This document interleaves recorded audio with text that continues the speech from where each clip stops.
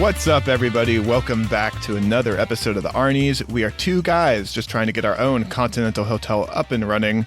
I'm Austin Terry, and everybody in this world is way too willing and eager to shoot a dog, if you ask me. I agree, and I'm Keith Baker, and yeah, I think John was pissed off.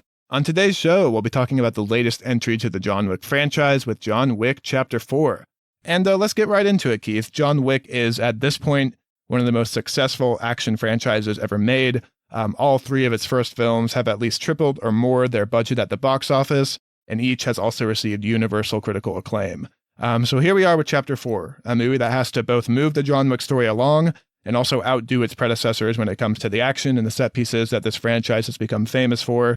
And that's kind of what I want to get into in our non-spoilers today, Keith. I think we're going to do things a bit differently today, because with this franchise, I mean, if you love action, you're probably going to go see it in theaters. So I think for anybody still deciding if they want to see this one or not, there's really only three questions that we need to get into. And I'll start us off with the first one. Keith, do you think the action in Chapter 4 lives up to that John Wick pedigree? I would say yes. Going into John Wick 4, it definitely lives up to the pedigree of the other John Wick movies as far as the action goes. We get a lot of good sequences in this one from a lot of different angles and different perspectives, you know, different types of buildings, atmospheres, streets. It's always a good variety with guns and knives and all the other methods that they bring into the play. The action is actually probably on the top of my list of what I did like about this movie. I think I just want to kind of leave it there, because you're going to ask me some other questions here in a second where I might have some problems. So what about you? I think I'm higher on the action in this one than you are, it sounds like. I think the action absolutely lives up to that John Wick pedigree, and I think in some cases it may blow a few of the other movies out of the water. There's some incredible just cinematography in this movie where they do, of course they're famous for some of their like really long takes and wide shots, but they find a way to elevate it again in this movie, and I was just super impressed with some of the stuff we got.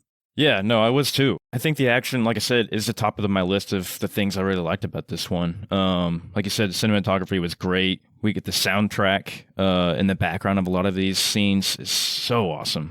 As far as like any downsides to the action, I can't even think of one really. I think I liked almost every bit of the action we got in this one. And I think this one's more action-centric, maybe more so over story. So I think the action definitely takes a spotlight in this one. Next question, Keith. Is there a compelling villain for John Wick to go up against in this film? All right, Austin. This is where I have I don't want to be too dramatic and say I have a problem. I'll just say this. I think the villain in this one is definitely one of the weaker villains we get in the entire franchise. Oh, wow. I actually would say I think this is one of the best villains we've gotten in this franchise. Okay. It's the only villain I would say is memorable. I think this franchise has always done a good job of, we have our like elucidatory, like really high level villain, and then there's somebody that they're fighting throughout the movie. The person that John Wick is fighting is always memorable from each film, and I would say the same thing in this one. Donnie Yen kills it as Kane in this movie. Where I think John Wick has sometimes failed at is like the really high level villain that maybe we don't see enough or don't know enough about to like feel intimidated by and stay memorable. I think that's what I love about this movie is our really high-level villain played by Bill Skarsgård is on screen a ton in this film. I found him super memorable and just like super stylish too. Yeah, I think it was a great performance by Bill Skarsgård. And maybe this is just something we're going to have to talk out. I think maybe it was more so, maybe not that I saw him as a weaker villain, but maybe I was more confused by his motives, I guess you could say.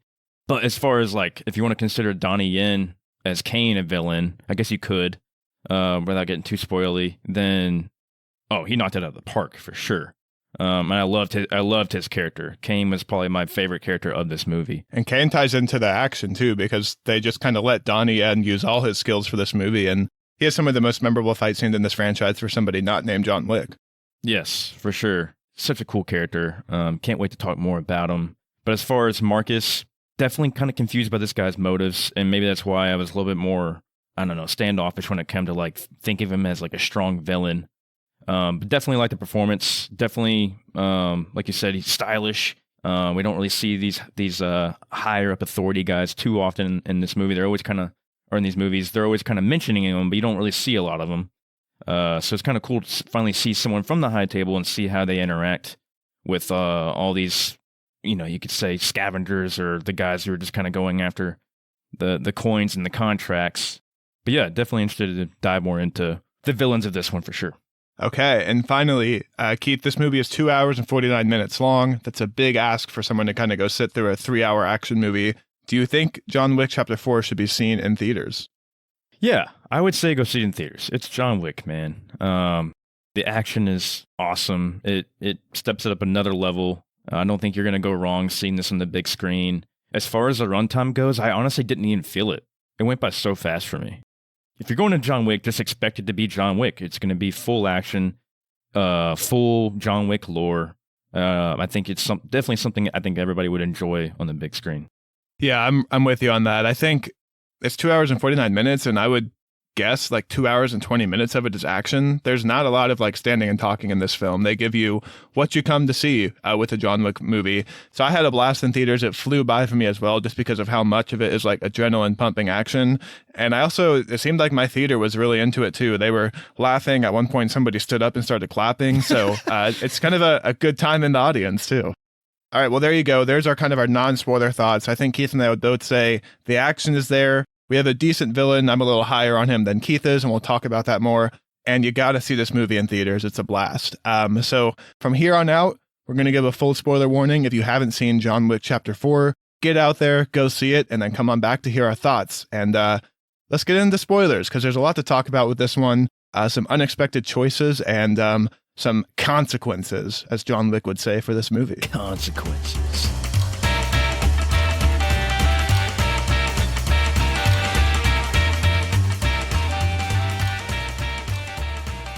All right, everybody, welcome to spoiler territory for John Wick Chapter 4. As always, let's get into our cast and crew, and I'll start us off with the crew side of things. Our director for John Wick Chapter 4 is Chad Stahelski, who has directed all of the prior John Wick movies and was also a key stuntman on The Matrix, where he was Keanu Reeves' double. The writers for this film are Shay Hatten and Michael Finch, and our composers for the film are Tyler Bates and Joel J. Richard. And of course, based on characters originally created by Derek Kolstad. All right, and going into our cast, we have Keanu Reeves, of course, as John Wick, Laurence Fishburne as Bowery King, Lance Reddick as Charon, Clancy Brown as Harbinger, Ian McShane as Winston, Marco Zaror as Chitty, Bill Skarsgård as Marcus, Donnie Yen as Kane, Hiroyuki Sanada as Shimazu, Shamir Anderson as Tracker, and we got Rina Sawayama as Akira. All right, Austin. There's our cast and crew. Any positives? Any negatives? What do you got? I'm going to give two standouts for me. The first was Hiroyuki Sanada as Shimazu. I just really love these hotel manager characters in these movies. They find a way to make them like similar across everyone we've met, but still with the actors and talent they bring in, each performance feels different. I love their relationship with John Wick, and getting an added layer where Hiroyuki Sanada's concierge is his daughter, and kind of the emotional toll that can come with in this type of world whenever, your past life brings in threats that can threaten your family. So really enjoyed his performance. And then my other highlight is Bill Skarsgård as Marquis. Like I said, I think he's the most memorable villain we've gotten in this franchise so far. I think he has the most screen time with each one of our different characters in this film. Something we also haven't seen from a villain in this franchise, where most of the time they're kind of just interacting with John Wick. I enjoyed seeing Bill Skarsgård interact with Tracker, with Winston, with Sharon. So loved his involvement in this film and thought he was a super fun performance. I think I would shout out Donnie Yen as Kane. Man, the fight choreography he brings to the table, the acting, and then the character of Kane as a whole is just so cool to me. I think he's definitely, they kind of make a point in the movie that he is John Wick's match. So it's cool that they get to have this duel, but at the same time, they consider each other friends and brothers. Really thought his character was so interesting. Definitely one of the stronger characters that's coming out of this franchise so far. As far as maybe being not a bad guy, as we say, he's not really a bad guy in this, but he's kind of coerced to be. So definitely want to see where his story goes from here. I also think just with the character of Kane, that's really where motives and consequences come into this movie. And something I thought they did a really good job of showing is because of John Wick's actions in the past films, there's now consequences that are impacting his friends. And this is someone that John Wick does consider a friend, but he also can't fault Kane for getting involved with that table because of the kind of hold they have over his daughter. Exactly. Everybody has something that's being held over their head. It's crazy. All right, everybody. Well, you know what we think, but let's check in on what the critics have to say about John Wick Chapter 4. John Wick Chapter 4 has received overwhelmingly positive reviews from critics, On Rotten Tomatoes, it has a certified fresh rating of 93%, with the critical consensus being it piles on more of everything and suggests that when it comes to a well-dressed Keanu Reeves dispatching his enemies in lethally balletic style, there can never be too much. Critics praised the cinematography and said the long takes and wide shots truly showcase the martial arts skills of all the actors involved. Bill Skarsgård's performance also received particular praise, with one calling him our most stylish villain yet. There were some negatives. Some critics questioned if this movie needed to be 2 hours and 49 minutes long, and some said a few of the action scenes overstayed their welcome. John Wick Chapter 4's budget is also estimated to be $90 million, and so far in its first opening weekend, it is slated to make a franchise best $70 million. So it seems like a successful movie is well on its way. Keith, any thoughts on what the critics had to say about John Wick Chapter 4? Yeah, let's just touch on their negative, I guess, as far as some of the people said that the fight scenes had overstayed their welcome. Like I said earlier, I think the runtime, yes, it is long, but did the fight scenes overstay their welcome? I would say absolutely not. I think they were perfectly appropriate for what they brought to the table with them. If they were bad fight scenes, I'd be like, yeah, okay, I'm ready for this fight scene to be over. But they weren't. They were all badass. Every kill is like unique in its own. It's like there's never like a kill that's exactly the same. So I don't think they overstayed their welcome at all. I think they were perfectly fine.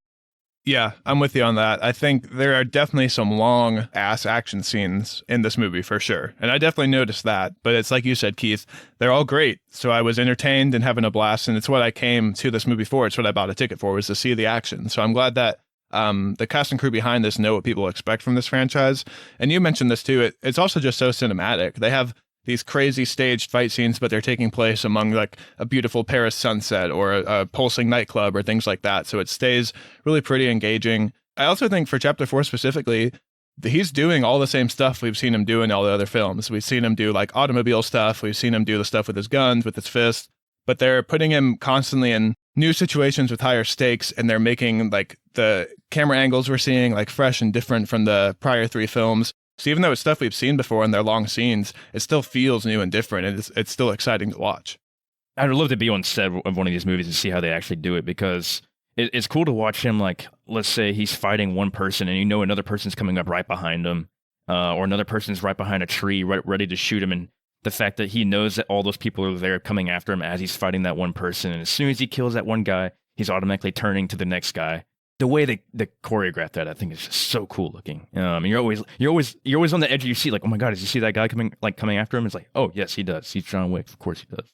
And they also have done such a good job of like making you believe that John Wick is capable of all this, because they've shown him in all these situations before. They also have like the camera angle always positioned in a way where you believe that John Wick would know someone is coming up behind him. Like just the way they showcase his skills and just kind of let these camera angles in one takes just like hang in place, and like just expect all the actors to know where they're supposed to be. All the stunt choreography they have in these movies, it's always so impressive, because when you have a camera just sitting there, it's very hard to like cut or put in a stunt double. So because of the way they film these movies, it's believable that they're doing everything on screen, like for real. Yeah, for sure. I think I was reading something maybe this morning. Keanu Reeves like has in all of his contracts or something like that. So he has in his contracts that it says like something like minimal digital reinforcement or something like that, meaning like they're not going to CGI a lot of his movements and stuff like that. He wants it to be very authentic and, looks like he's actually doing this stuff, which he is. If I remember correctly, I think he did 92% of the stunts in the first John Wick, and since then he's always tried to keep like in that percentage range. I don't know what the percentage of stunts is he did in Chapter 4, but it's very likely like what you're seeing on screen is actually Keanu performing those acts. All right, well, let's get into the main bulk of our show. This is, of course, our roundtable discussion. Keith and I each brought some points we wanted to break down more. So, Keith, do you want to start us off today? Sure, Austin. Let's just start off at where we left off from John Wick 3, with him being shot off the roof by Winston, with the adjudicator there kind of giving Winston a hard time, and John Wick being very, very pissed off with Laurence Fishburne as the Bowery. So that's where we left off in 3. And opening up with this one, we're opening up in the desert, I believe, with him shooting, I think, at the Elder's guys. So yeah, how'd you like this opening? Did you like this transition from 3? Or did you think like maybe we could have opened up somewhere else? What's your thoughts? This is probably the only part of the movie where I have some issues, because I think it's a very weird way to start chapter 4. Like, Yeah. it's a jarring opening. It has like almost no connections to chapter 3. It opens with Laurence Fishburne coming into John and saying, all right, you ready? Let's get started. And then immediately cuts to the desert. And it just kind of makes you feel like we missed out on like 2 or 3 scenes on how John got even back to the desert. Yeah, that's kind of how I felt too. It feels like we're missing like a whole conversation or like planning with Laurence Fishburne's character. We just don't see them working together at all, which was jarring. And I even, probably when we get to the halfway point of this movie, in my head, I was thinking, wow, where is Laurence Fishburne? Like, they really kind of set up that they were going to be working together and planning for this movie to take down the high table. And it's kind of just John Wick on his own again. I did eventually come to appreciate this opening because it gets us to our main plot like as fast as possible and kind of lets us stay on those action roller coasters longer because we cut out a lot of the whole planning and talking to Laurence Fishburne's character. So I did come to appreciate it, but it still is a jarring opening for sure.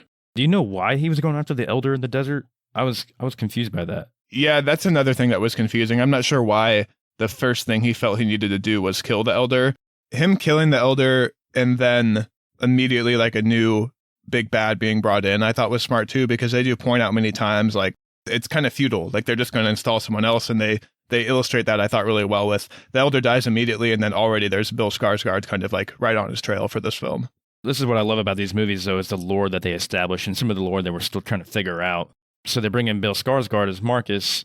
So I guess Marcus is also a seat at the high table, right? Or is he just work under the high table? I don't think he's the same level as the elders, but I think he is the one that kind of runs the entire like adjudicating side of the high table's like organization. Because they say many times like, don't be too ambitious, know your worth, like to the Marquis, because they still want him to understand that he's still under the high table, whereas he may be too ambitious and want to be at the top of the high table. Another interesting thing too about like this world and the way Bill Skarsgård's character fits into it is like this world is prim and proper and based on manners and traditions, and Bill Skarsgård has all this, but you kind of get the sense that he's the worst at like the elegant side of this world, because he's like nicely dressed and all that, but then he's still being called like arrogant and too ambitious and stuff. So I kind of like that he's almost like a wannabe and like kind of faking it. Yeah, that's a really good point, Austin, because I think that's maybe my problem with that character. Like I said, nothing against Bill Skarsgård's performance. It was great. But I think that character is maybe why I was like, this guy's like not really in this. He's not really into this world. Like you said, he's kind of like a poser, a wannabe, because like you said, the lore in the world is all built like around respect and authority and stuff like that. And Marcus just doesn't seem to really project that too much. It's another thing though, I like that it was different from the other ones we've seen in the past few films, where our other villains are people who can kind of go up against John Wick and fight him, and the Marquis in this movie doesn't want anything to do with the combat. He wants other people to do that for him, so he's very much like a puppeteer, where he's kind of moving the strings around. He's trying to corner John Wick in, but he knows he can't get in there and fight John Wick himself. So you mentioned kind of the consequences, Keith. That is a big theme of this movie, is John Wick having to come to terms with how his actions have impacted everybody. How did this work for you? And did you kind of like how this tied into living a good life so you can have a good death? I mean, that's the base, like you said, it's the basic theme of this movie and pretty much the entire franchise of consequences to the actions. Whereas we start off in the first one, it's pretty much John Wick inflicting those consequences of the actions of people stealing his car and shooting his dog and taking him back into the life. But then, of course, as he gets back into the life, then he breaks some of the rules himself, and then now he has to face the consequences. So, yeah, I like how it's kind of a constant back and forth between the high table, the Continentals, and all the other kind of organizations like the Bowery surrounding these people. It's one big circle, which is really cool. It all seems to like come back around to everybody. And as far as this movie goes, specifically that you asked me, to give him proper death, I think it was definitely building towards that. This is something that's going to open a whole can of worms, though, going into his death. I don't know if you want to go there yet, but yeah, we'll save the death for a little bit later in the conversation. Let's stick with the consequences, because I like too that. I mean, we've of course enjoyed watching John Wick tear through this organization for the past 3 movies, but he has been a little selfish. He's been focused on his own revenge, his own path, and he's pulling all these people into this conflict some of them, like Halle Berry's character in John Wick 3, begged him, please don't do this, like find another way. And he still is enacting his markers and things like that. So I like that in this movie, he has to come to terms with the fact that, hey, because of what I did, I've now pulled Kane back into this life, who is also in retirement, and his daughter is now in danger because of me killing the elder and things like that. Yeah, he just seems to pull everybody in his net towards what he's doing. Like Winston, for sure, is probably the biggest example with the New York Continental. Winston now loses his rights as the manager, and the New York Continental is destroyed. And Akira Shimazu's daughter even says everything John Wick touches ends up dead. And she can kind of, as an outside observer, look at everything John Wick's done and pulled in and just see the trail of bodies, both good and bad, that are as a result of him being involved. Yeah, she's probably one of the smartest characters in this movie, really, from that point alone. Yeah. Because, I mean, as soon as he steps foot into the hotel, she's like, oh, crap. Well, there goes the hotel. He's going to mess this up, too. So everywhere he goes, everybody he interacts with is somehow pulled into this network of chaos, and they all have to face it. And there's also consequences for other people, too. Like, for example, at the very end, Bill Skarsgård's consequence for being arrogant is getting shot in the head by John Wick.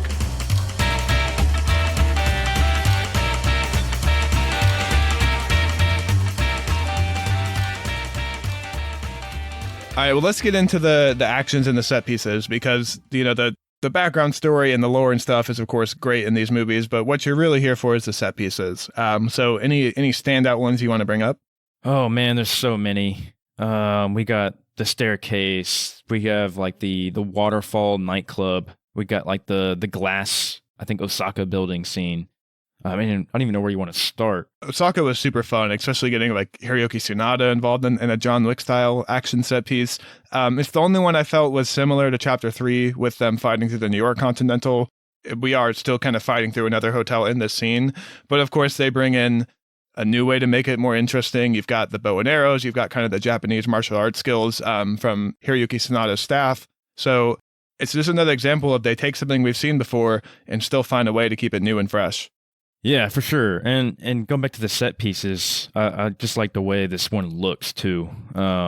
With them, like it has like those, like the kind of the glass artwork, and they're fighting behind and underneath those things.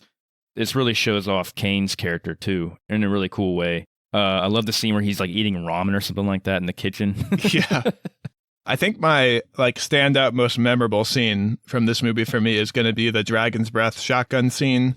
It's where the camera turns to top down while he's clearing the building, and just the like aesthetics of this shotgun shooting fire out, and then the way how this feels all like one take, and just how hard that blocking must have been for that scene of getting everybody in the right place. The camera shifts at the top down. There's no way to hide your mistakes. It looks so cool. It must have taken so long to choreograph. Yeah, I would say that's probably one of the highest, if not the highest, moment of the action in this movie is that top down scene. And like you said, like with that angle, the top down, it's just kind of panning over slowly as he's walking through each room.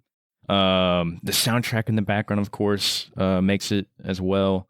Yeah, really great scene. And I like the way the camera changes you get the top down stuff for John Wick, and then whenever you're following Trapper, it switches to that side view. But then as Trapper walks into John Wick's room, the camera shifts up from the side to the top down, and you see them like kind of back into each other. Yeah. I just thought it was so cool. And Trapper with his dog in that scene too was really cool looking. They always seem to do really cool things with dogs in these movies. We got Halle Berry's dogs in the last one, like running up the walls and tackling these guys, and we kind of get the same thing, but like a slightly different twist on it with Trapper's dog as well. They always seem to like grab these guys' arms with their guns like right in the nick of time. It's always so cool looking. Yeah, and they always find a way to make the dog be like also an important story point. So having this dog be something John Wick saves and then makes Trapper realize that he kind of owes John Wick now. Thought that was a nice touch too. I also thought the character of Trapper was just really interesting because this is really our first like true free agent we've seen in this franchise, where he flows in and out of allegiances depending on what's most beneficial for him. Yeah. And then, of course, he ends up in debt to John Wick, so has to stay on his side. But I like seeing him kind of come in and out, and you never really knew who he was aligned with. Yeah, I like that too, because it's like, okay, he's kind of in it for the money. But then once you get to the ending duel, he's sitting there like watching a movie pretty much with popcorn with his dog. He's like, yeah, shit, that's awesome. Yeah. So like a lot of these people that are going after John Wick, like we said earlier, are fans of his and like really admire him. And like they yeah, they're kind of looking out for their best interests. Like he has like the contract for 20 million or something like that at the beginning. But I liked his negotiating skills with Marcus, where it just kind of he keeps going up. Like, nah, this is gonna be 30, 40 million now. Like this guy's getting John Wick's head is worth way more than this. Yeah. So it's cool how, yeah, like you said, he doesn't really have any allegiance to anybody. He's like, no, I'm getting more money if I'm gonna risk my life to try to kill this guy. What do you think of the Arc de Triomphe scene, the roundabout scene with all the cars flying around, and definitely like our most chaotic scene, I thought. Yeah. And definitely the one that has so much going on, from cars to motorcycles to playing like Frogger, moving in between the cars, like just so cool. Yeah, really cool scene. I love the parts where like he's like pretty much swinging people's bodies into oncoming cars, and then the fact that there's cars like going between the two people that are fighting, like they'll push each other away from each other for like a second. I don't even know how they're shooting this, for one. It's insane. Yeah, it's pretty incredible. They bring so much into this, and there's so many people, and there's so many. All these guys are pulling up in their cars too, and just stopping traffic, and just going and getting into an all-out brawl with John. Yeah, and the way that the people look when they get hit by cars is super realistic looking. Yeah, they did a really good job with this one as well. Of course, we got going up the staircase. This might be one of the longer ones, I think. And I gotta say, I actually laughed out loud a couple of times at this scene. Whenever he starts rolling down. It's somehow comedic, too, yeah. Like my theater and me and myself were laughing our asses off. I was like, oh my God. They had my theater rolling as well. And they work in a few other like more comedic elements too in this movie. Just another like new element that they're adding to the franchise. One of the like a new set piece. We haven't really seen like a long staircase like this before in a John Wick movie. So the way they got like kind of that in there, and then of course the way he ends up teaming up with Kane to move up the stairs was super fun. And they're working together in this scene, but then immediately have to become adversaries once they get to the top of that staircase. So yeah, I also love the way like the respect and the manners still play a fact even in a like tense action scene like this. Yeah, they do such a good job with that in all these movies. Like we got it with Common in the second one, where they're fighting and then they go and have a drink together at the bar. And then we even got it with Zero in number 3, where they're fighting and just outside the Continental Grounds, and John puts his hand on the steps and Sharon tells Zero, like, y'all come inside, quit fighting. So yeah, him and Kane doing the same thing, like teaming up for this fight up the stairs, just so they can duel each other once they get to the top, is super cool. So let's get into that duel, because this is our big kind of climactic moment. Also plays into that kind of rules and manners thing where they are going by the old rules, where if John can win in single combat, they then have to meet the terms like decided on before the duel. Also very stylish with like the tarot cards that they're flipping over to decide the time, location, and weapons. How did all this work for you? And then, of course, we got to talk about that big final moment. Yeah, Clancy Brown is Harbinger being the mediator here, saying 30 paces out. Good old-fashioned duel. We get like one bullet at a time for each. Yeah, what do you think of that? Like, because normally in all these action scenes with John Wick, John is super accurate with a pistol, and I would imagine Kane is probably the exact same. So, was it like believable that they had like missed a few times or like grazed each other a couple times, and then they get like the dead shots on each other's like guts? I like to think that they both were doing this on purpose. Because they're friends and they had that conversation before. I think they were both trying to wound each other. And I think Kane was relying on John to have a plan to get them both out of that situation. Kane did eventually get a stomach shot on John. Like, what was your reaction to that? And I guess if you just want to go ahead and jump into John's death, we can too. Yeah, that takes us right into the death. So Chad Stahelski and Keanu Reeves have talked about that in order for this one to feel different from the other three, and actually like their why, the reason for this movie was existing, is they needed this one to have a concrete ending, whereas the other three have been kind of left open and you always know there's another one coming. This is the first time they've decided to give a concrete finale to a John Wick movie. So what do you think of that? So if John Wick is really dead, I'm not going to like it because I want him to come back. I don't think he's dead, though. I think we didn't see his burial. We saw that his gravestone's there, and Winston said he's buried next to his wife. But Winston, my theory is that he did not die, and Winston just told everybody that he's dead, just so he can maybe be free and go live a free life again, as he was before the dog was shot in the first one. They definitely left it open enough where they could do another one if they wanted to. Like you said, we don't see his death. We have the dog kind of look off to the side for the closing shot. So they have definitely left room for it. I do want to talk about, though, if this is the finale, the final kind of current John Wick movie, do you think they left it in a good enough spot where John Wick earned his good death? Or how did you feel about just the way they executed this death? The fact that it was Kane that did it, I think, was good because Kane is his friend and an even match for him. If it would have been Bill Skarsgård that had got him, or like some just little dweeb that got John Wick, I'd be like, no, it's not how John Wick's going to go out. But is it a fitting death? I would say for the most part, yes. Maybe it could have been executed a little bit differently. I don't know. Because you think of John Wick, you just think of him in the chaotic scenes where he's killing everybody and all that.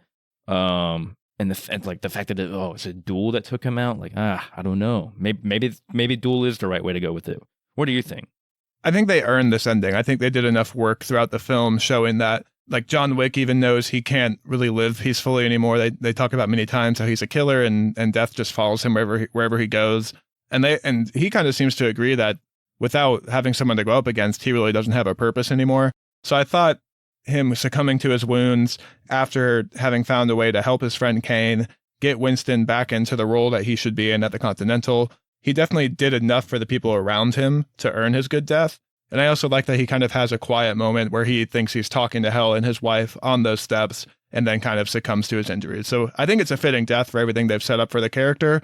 But like you, of course, I would not be upset if they announced, hey, Chapter 5 is coming pretty soon. And it's a good point you brought up with Kane. You know, it was kind of like a selfless act of him to actually take the death against Kane so Kane can be reunited with his daughter. Because there was no way he was going to kill Kane and then take him away from his daughter. Yeah. Even when Akira says, you go find him or I will, he still doesn't decide to go after Kane because he killed Hiroyuki Sanada's character. Good point. And maybe John Wick could have easily killed Kane. Maybe this, like you said, this is all just orchestrated in his mind to say, no, I'm gonna lose this fight. I could kill Kane with my first shot in the head if I wanted to, but I'm gonna choose not to. That way, this guy can be reunited with his daughter, and then obviously fake my second shot so I can kill Marcus. All right, so that's kind of the bulk of Chapter 4. Let's get into the future, though, and we mentioned Chapter 5 right there, so I want to get into Chapter 5 right away. It appears, based on some recent interviews with The Hollywood Reporter, that there's a good chance Chapter 5 is not happening, and they're going to conclude John Wick's story with Chapter 4. Originally, they were actually going to shoot 4 and 5 together, but Chad Stahelski kind of raised his hand and said, hey, I can't make 2 movies at once. They're going to feel too similar. Let's put all our energy into Chapter 4. And at that point, they decided to give a concrete ending. And it sounds like both Chad Stahelski and Keanu Reeves are a little bit burnt out on this intense franchise, this choreography. They've stated they don't really have a reason to come back for a 5th movie, so they're not going to force it. However, Keanu has left the door open to come back for a prequel movie, but then in that same interview also said he knows he's getting old and these movies are getting harder to make. Yeah, man, I can imagine. These movies look exhausting to make. I mean, these are probably some of the most choreographed fight scenes we've ever seen in cinema. So I can only imagine with Keanu being in his 50s, I think. He's 58. Yeah, 58 years old. Holy shit. This guy deserves a freaking medal, dude. God dang. Yeah, like you said, it's got to be a lot of work to do these movies. And as far as the story goes, is it appropriate to bring him back for a 5th one? Yeah, I would say I think you kind of hit it on the money earlier. I think he had a fitting death, so if they don't bring him back, it's fine. But if they do bring him back, I will not be upset.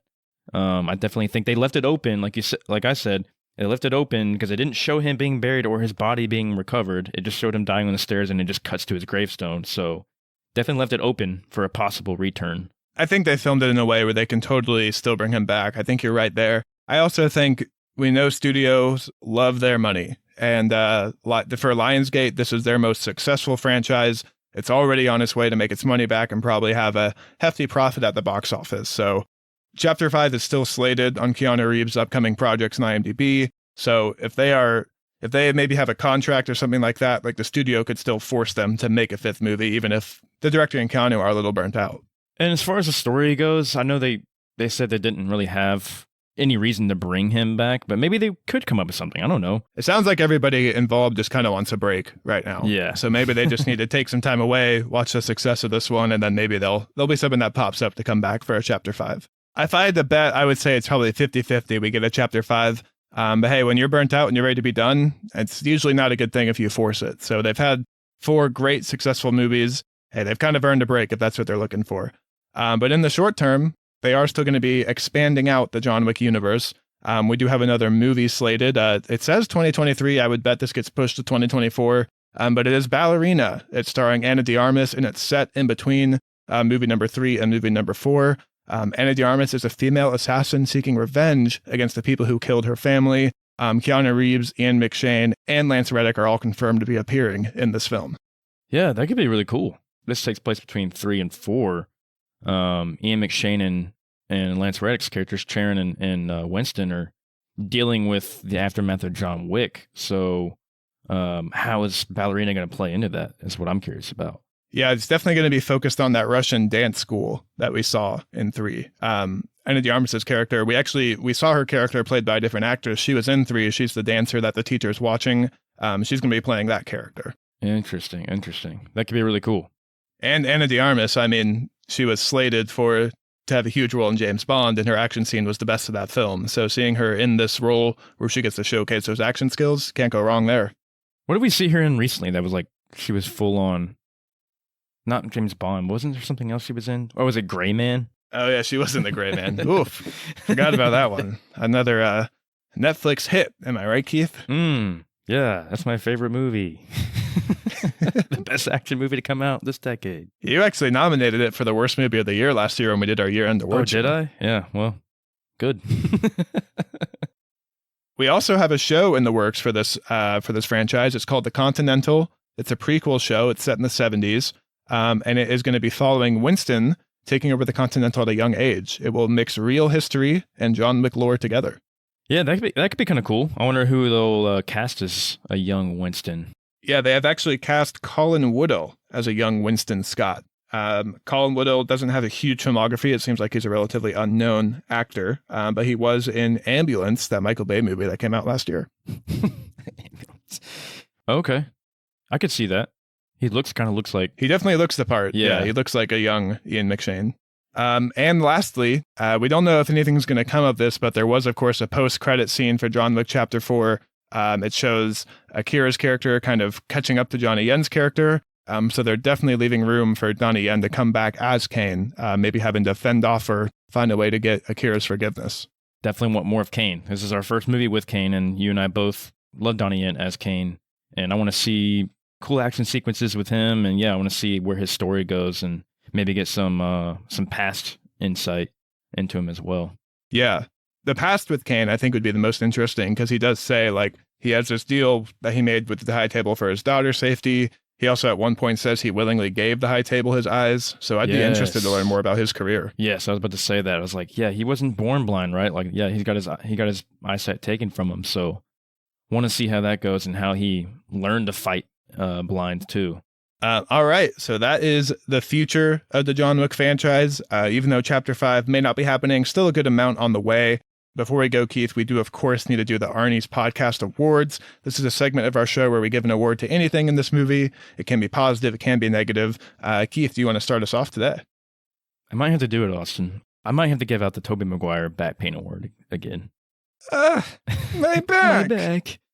I think it's, the Tobey Maguire Back Pain Award will yet again be given out to Mr. Keanu Reeves or John Wick for falling on that car and pretty much smashing the entire roof of the car in and somehow not breaking his back or breaking his ribs or crushing his skull in any sort of way. And this is immediately, like maybe a month after falling off the Continental roof and landing on that dumpster. Yeah. So he just re-broke all those same bones. He's going to have to go back to punching some plywood to heal up. Yeah. What about you, Austin? What do you got? Yeah, well, he can mend his back because I'm going to give the Best Dentist Award to John Wick. He extracts that Belarusian mobster's teeth with no issue. So maybe if he needs to kind of take a step back from the retirement game due to his broken back, he could open up a dentistry practice. What if that's how where his story goes? Winston faked his death, and then we just open up like the next movie. John is just a dentist in like Singapore or something like that. It's like, yeah.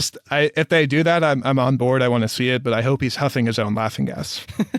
Yeah, I'm taking the laughing gas. Consequences for poor dental hygiene. Yeah. You have to go see John Wick. Some kid just comes in with like cavities. He's just like, consequences. And starts filling in the cavities. He could just call it consequences dentistry. Oh, yeah. Or the high table dentistry. All right, everybody. Well, that is going to do it for us today. Thank you so much for listening. If you enjoyed this episode, make sure you hit that follow button so you never miss any of our upcoming content.